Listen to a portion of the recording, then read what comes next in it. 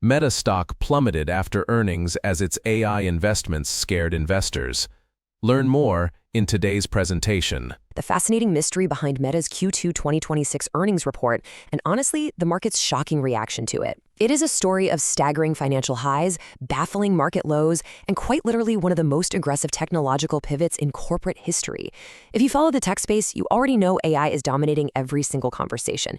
But Meta's latest quarter reveals this massive disconnect between generating cash and spending it. So let's figure out exactly what happened. Okay, let's jump right in with the massive top-line win.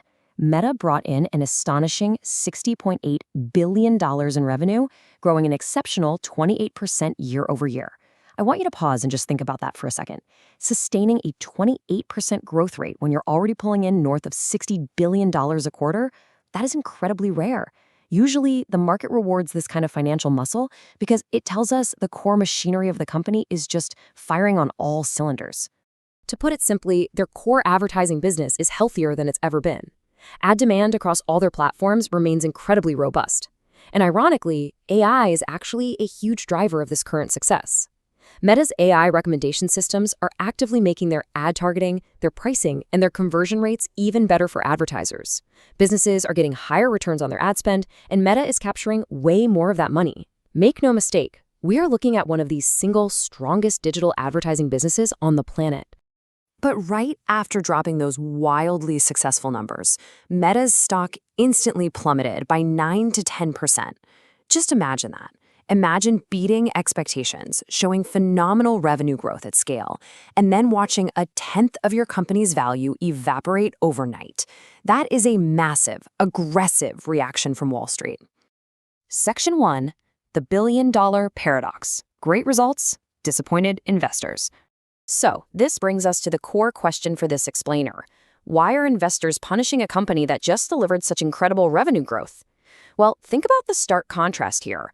While top-line revenue shot up by 28%, the profitability metrics went in the exact opposite direction. Operating income dropped 8% down to $18.8 billion, and overall net income shrank by 14% to $15.9 billion. This is your classic paradox. More money is coming in the front door than ever before, but less money is actually making it to the bottom line. And the culprit behind those shrinking profits? Spending. Expenses grew way faster than sales, up a staggering 55% year over year. This isn't just standard operational bloat, you guys. This is an aggressive, highly intentional explosion in costs, and it's eating directly into the massive piles of cash that the advertising business is generating. This perfectly illustrates the squeeze. Meta's operating margin, which has historically been one of the absolute best in the entire market, compressed from 43% down to just 31%. For a mature software company, an overnight margin drop of that magnitude is a giant red flag for investors. It really shows just how rapidly these new infrastructure costs are escalating. Section 2. Where did the cash go? The collapse of free cash flow. The crucial point now is figuring out exactly where all of that generated cash is disappearing to. Let's look at the cash flow, because this is where the story gets really intense.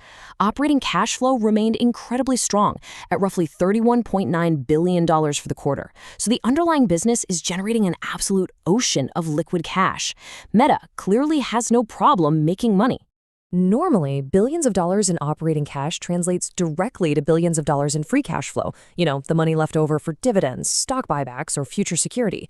But free cash flow effectively disappeared. It dropped a jaw-dropping 91% year over year, landing at just $784 million. They generated almost $32 billion in cash operations and walked away with less than $1 billion in free cash. Almost all of that operating cash was completely consumed by roughly $31.1 billion in capital expenditures. That's an 83% increase in CapEx from the previous year. Almost every single extra dollar Meta earned this quarter was immediately grabbed and plowed right back into hard capital investments. So what is Meta actually buying with all this? Well, every new dollar is going straight into the physical reality of AI. We are talking about massive, continuous GPU purchases, entirely new AI data centers being built from the ground up. And that requires endless networking equipment, enormous power infrastructure, custom AI silicon, and of course, funding for their superintelligence labs. This is heavy, physical, incredibly expensive hardware. Section 3. The missing cloud advantage. Why Meta is judged differently than big tech peers. We have to pause here and look at the broader industry. Investors are totally tolerating huge AI spending from Google and Microsoft right now. Alphabet's recent quarter looked very similar. Great operating cash, huge AI capex. Which really leads us to ask, why is Meta being punished by the market for doing the exact same thing? Well, it's literally like a landlord versus a tenant. Microsoft, Amazon, and Google can act like landlords. If they build a massive data center and have spare AI compute capacity, they can instantly rent it out via Azure, AWS, or Google Cloud. They monetize that hardware immediately. Meta, on the other hand, absorbs all these costs internally. They're building enormous compute capacity primarily for their own internal products. Because they don't have a public cloud business, there's no direct way to sell that excess compute to the outside world. Because Meta doesn't have that cloud safety net, investors are left staring at a long list of highly uncertain questions. Sure, management highlights growing adoption across Meta AI and smart glasses, but when will these actually pay the bills? How much revenue is Meta AI actually going to generate? When do these business AI agents become meaningful profit drivers? Will smart glasses really become the next mass market computing platform? And the really big one, will Meta ever be forced to start selling its excess compute externally just to recoup these costs? Right now, the return on this massive investment feels like it's very, very far away.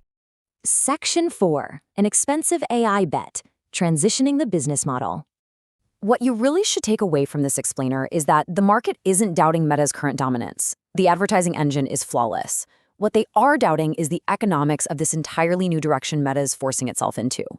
This quote summarizes the anxiety perfectly. For years, Meta was the ultimate asset-light software company. You write code, you serve ads, you make incredibly high margins. Easy, right? But now, Meta's asking its investors to hold their breath and fund one of the largest AI buildouts in human history. And because they're building it without a clear, immediate path to outside monetization, the risk profile of the entire company has fundamentally changed. Management has made it crystal clear. The demand for AI compute continues to wildly exceed supply, and their spending is going to remain elevated for the foreseeable future. So as we wrap up this explainer, I want to leave you with this final pivotal question. As margins shrink and free cash flow totally vanishes, is Mark Zuckerberg brilliantly building the indispensable infrastructure of the future, or is he burning through billions of dollars without a safety net? Let me know what you think. Thanks for joining me to unpack all this, and I'll catch you on the next explainer.